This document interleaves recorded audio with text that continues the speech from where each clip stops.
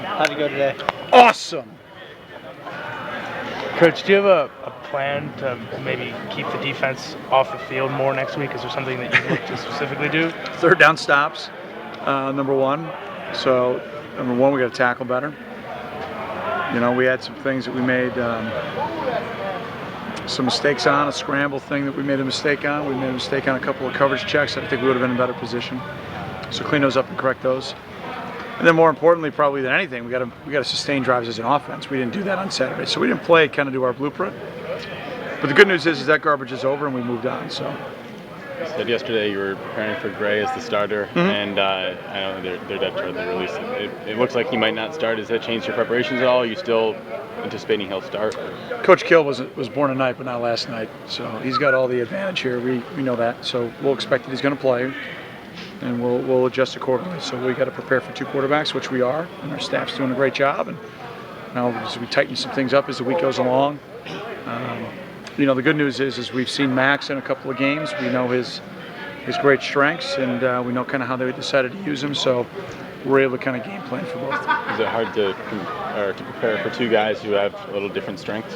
You just got to know who's in, you know, and you got to prepare accordingly. And you know, a little bit extra time by us as a staff, and a little bit extra time by our guys. But I think if they figure out who's in, you know, we got a good chance of having some awareness. But they got a bye week, you know, so they'll have some new wrinkles that we'll have to get prepared for in an adjusting game.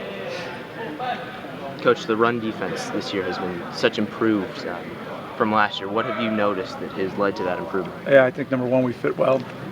Guys are in their gaps, they're controlling the gaps, we're pretty good up front. And up until Saturday, we've tackled really well. So we got to get back to kind of what we did in the first 5 weeks, getting our head across the bow, getting great population of the ball carrier, and running our feet on contact. I mean, that was the biggest thing that I saw. We were in position on all those plays. We just didn't run our feet on contact, and that's just a fundamental ABC of tackling. So we work it every day, put a little extra point of emphasis on it today, and you typically achieve what you emphasize. So hopefully the guys will bring their Big Ten pads on Saturday up to Minneapolis. Is there any advantage being inside today? No, absolutely not. But you know, the wind was blowing too hard for our video staff, so we made a decision this morning before practice to go. I don't know if it's still blowing as hard as it was, but that's the only reason why we came in. We were outside for all but team, so got a good work day in today. Really good working day. Through 5 games, what have you noticed is the biggest strength for this Minnesota team this season? Well, they're winners. You know, they play with great passion. They're very physical. You know, Coach Kill and his staff do a terrific job. They're champions, and they're building a championship mentality there. And you know, they're playing just with great passion and playing for each other. So I've been very, very impressed watching them on video. They got playmakers in all 3 phases, and they've done a great job mixing, I think, the young men that Coach has recruited, and then the very talented guys that were recruited by Coach Brewster. So it's going to be a great challenge for us on Saturday up there.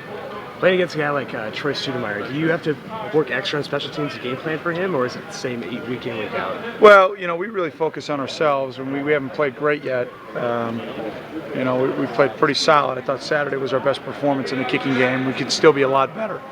So, you know, with that saying, he's a great player. You know, he's one of the best, you know, in this conference and the best in the country. So we got to have awareness of what they're trying to do. We got to get great population around him, and we got to tackle him. It's going to be a great challenge, but you know, one that you're going to see really each and every week in the Big Ten. There's great returners, everybody play, but he's one of the special ones in the league. There's no doubt about that.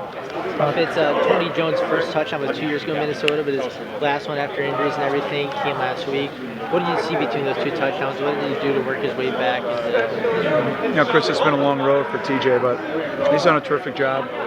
He's worked real hard to get himself healthy, get back on the field, and you know, I think as you keep moving forward throughout his career, he's got special things in front of him. So, you know, really happy for him to see him there. How excited were you to see him get that second touchdown there?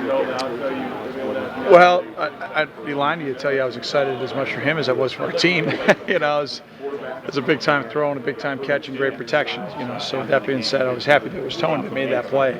You know, for him individually, but much more happy for our team. Coach,